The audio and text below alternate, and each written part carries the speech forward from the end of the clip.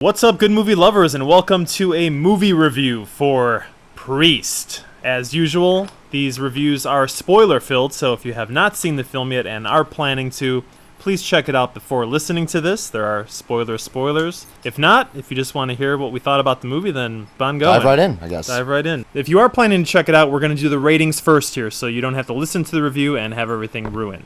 So, Jonas, what would you give Priest? I guess matinee, because the visuals are good enough for a big screen effect. Or Rent. I wouldn't go out of my way to see it. Okay. You know what I mean? I wouldn't, make serious plans I have to get to the theater to see this movie. Yeah. If you want to go and, pay the discounted price, and yeah, sure, go. Then again, if you've just got a nice high-def TV, okay, then rent it. It's fine.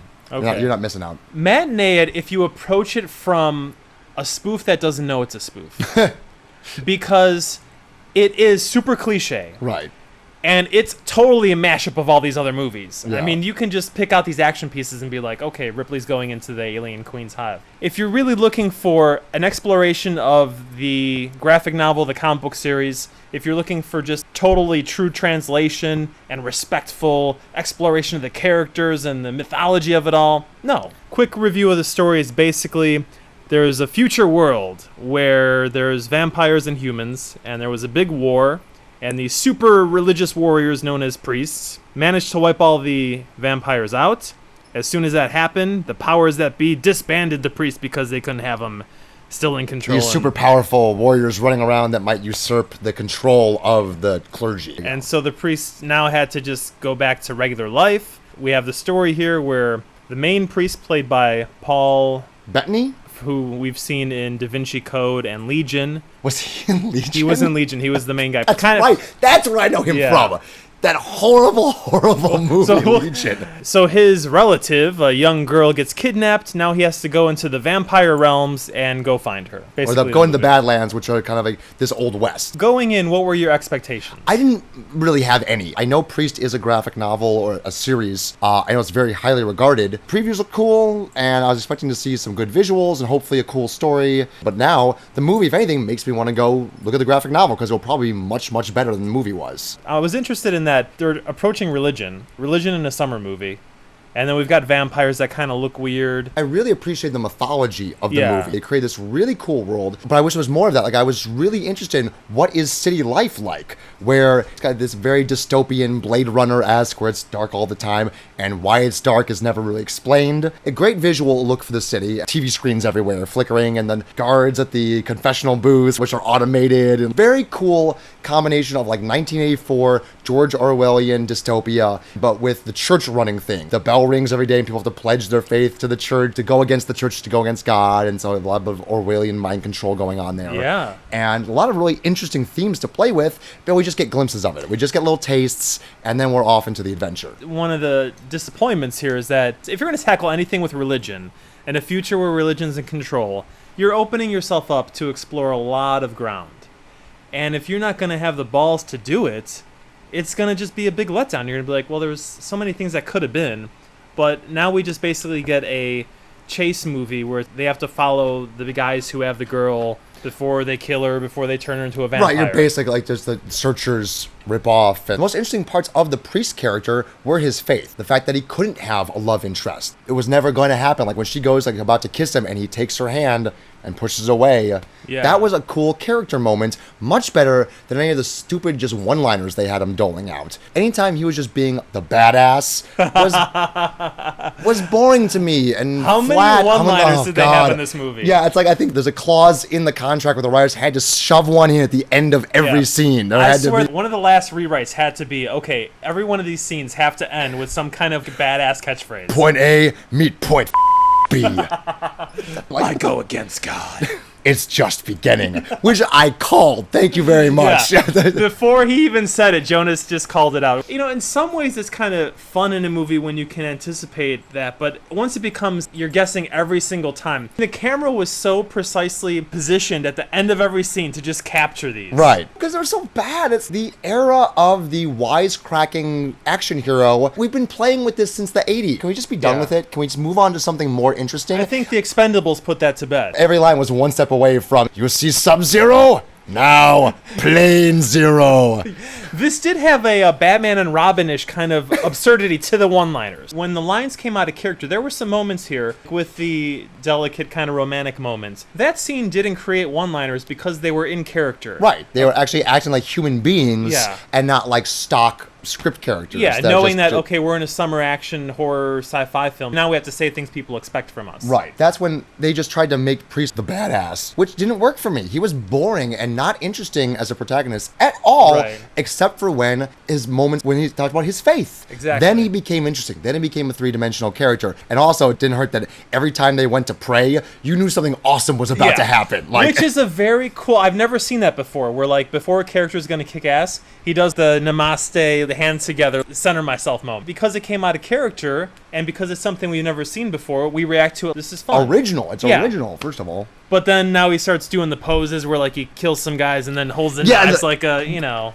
Someone should do some research as to where that pose originated. That pose came from somewhere and fall down, they get up, they're on one knee, they're crouched with the sword, the shuriken or whatever behind them. Like, Yeah. the katana behind And they're them. just, like, looking stretched out, like looking like down a badass. to the floor, and they know behind them the guy's falling or something. Right. You could really tell when things were authentic to the characters, there weren't any kind of cliche lines. There weren't any forced moment. When you force things, when you could tell like there's a market research or the audience feedback or the, okay, this is the genre, so we need these kind of expectations, then it just betrays the characters, and that's when you feel violated as an audience member. So it pushes you out of the story. It pushes you Yes. out of the film. I'm no longer in the movie. I'm pushed outside of it. Overall idea of this movie, is it cool enough? The concept is really neat. Again, I just had the feeling that anything original came out of the graphic novel series, and everything I didn't like about it came from however many screenwriters were working on this. Yeah. So again, it makes me want to go look up the graphic novel series, which Yeah. I'm sure is awesome. The Hollywoodization of this, the StoryCorp influence, couldn't bury it totally beneath just the cliche sand. Right. So we got glimpses of like, oh, there's like a treasure under there.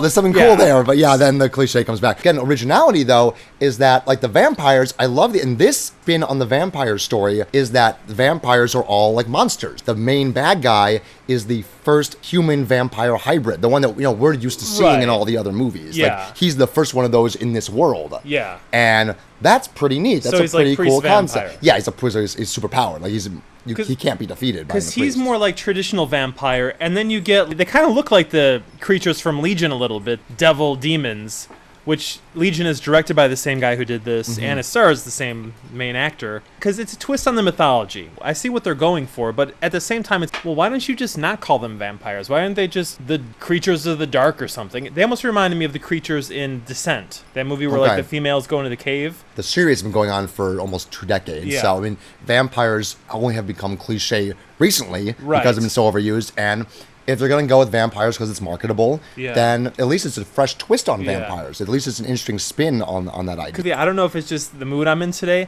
but I was getting flashes of all these other movies. I think the director and the writer watched all their favorite films, and they're like, Right that before. scene. That That scene. scene. Okay, Ripley goes into the hive and aliens.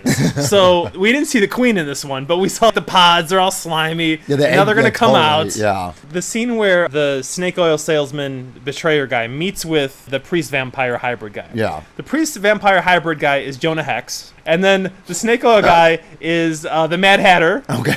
And then behind them is Lord Voldemort from Harry Potter.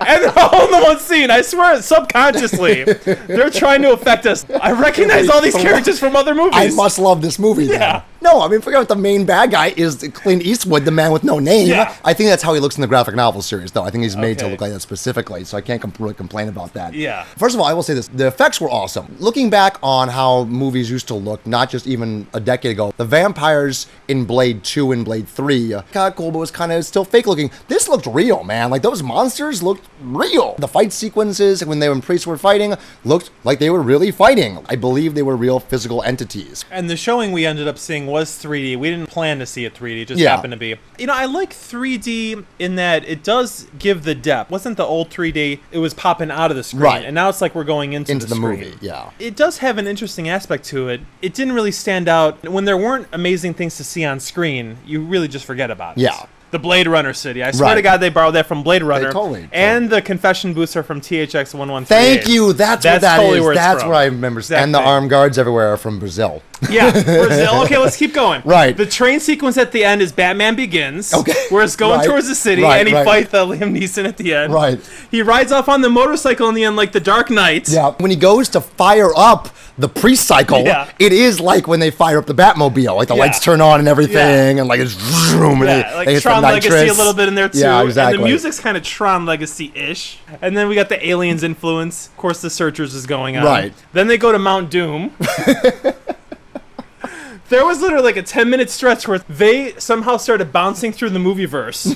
It's like the ultimate mashup. The Vulcan Council? We get the Vulcan Council / Jedi Council. Right. And the Priest Holy Jedi. With Christopher Plummer / Lord Palpatine. Exactly. We've got the Mad Max kind of desert, even though everything's now going to be Mad Max if it's desert. Right. Now, Paul Bentley, this is the third time he's been acting as a religious figure. Where Legion, he was the savior. Here he's the savior. And he Right. also played in Da Vinci Code, a guy who was really just hardcore, punishing himself and all that. He was also the voice of Jarvis in Iron Man, so I don't know where that plays into. So somehow, he's like a disembodied god, I There we guess. go. Now, with that considered, it's obviously influenced by a lot of things. It's got this cliche dialogue. It's got potential for original story, but it tends to just play it safe. What are the things that you loved about it? The basic mythology stuff, which I thought was really interesting. The priest characters, when his faith brought out his character on screen, the action sequences were really, really well directed. Anytime there was a fight going on, it was badass. When he opened his Bible and taught all the cross shurikens and then was like catching them in midair and throwing them. And when she tossed the two stones and he was running and then jumped and ran up the stones in midair, and usually we started applauding and no one else was in the theater. But that was awesome. That was really cool. Conversely, what I didn't think the director achieved was anytime there was any kind of suspense thing with the vampires, you knew immediately what was going to happen. The minute the snake oil salesman sits down with the bad guy, you know he's going to die. The minute the old watchman at the train station starts poking around the train, you know that he's going to die. And literally he says, hello? Is Hello? anyone there? It's like horror movie cliche. Yeah, every single possible cliche. There can't be suspense if you know what's going to happen. Right. And that's, I think, what happens when you decide to go along with, I'm going to give the audience what they're already familiar with. And you don't take a chance on going with the material. I don't know if they're testing and they're saying, okay, these things have worked in more successful films. Let's put this in our film. Especially when it comes to suspense stuff, because we're so used to seeing it that it can't be suspenseful if you're one step ahead of the movie. When the vampire is facing down the three priests, and the one Korean priest starts doing that thing they always do, where they start like swishing their blades around and like doing the sidekicks. Indiana Jones, right? While he's coming at the bad guy, which I'm not sure what that does except for tire the guy out. I mean, you know immediately he's gonna just punch him in. I didn't see the heart rip coming out. That was cool. Yeah. Indiana Jones again. Yeah. But like slash Temple of Doom. Slash Roadhouse also. Right, or something. yeah. I mean, the only reason I would recommend seeing this is because it's almost an education in filmmaking. The filmmaker knows all these great movies. We've experienced them before, and there's no tension at all.